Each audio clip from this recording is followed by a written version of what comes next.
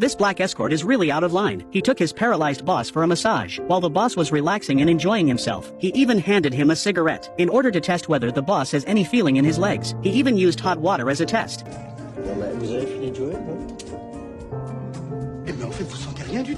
And while feeding the boss, his attention was drawn to the beautiful female assistant. Then he forgets that his boss is a paraplegic. When the phone rings, he hands him his cell phone out of habit. He shaved for his boss and ended up like this, and like this.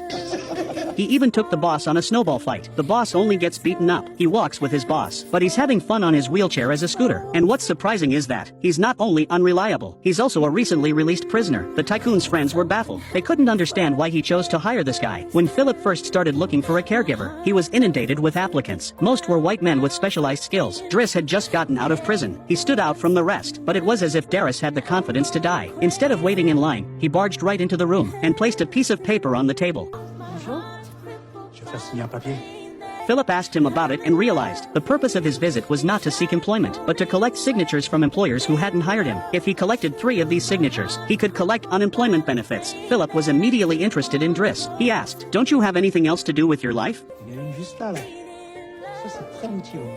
Dry's candor made Philip's furrowed brow relax. In the face of this funny black man, Philip didn't say no right away. Instead, he asked him to come back the next day.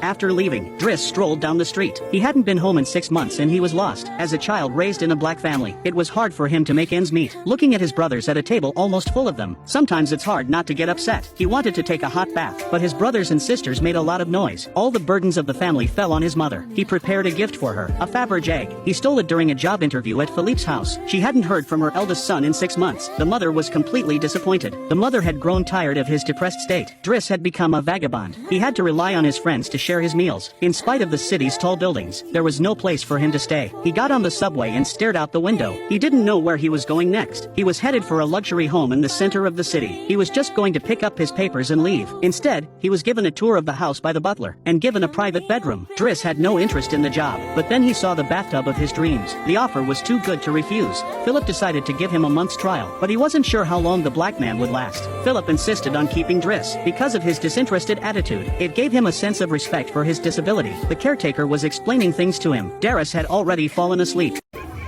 Yeah, to watch the continuation of the part 2 of this movie, don't forget to subscribe, like and share.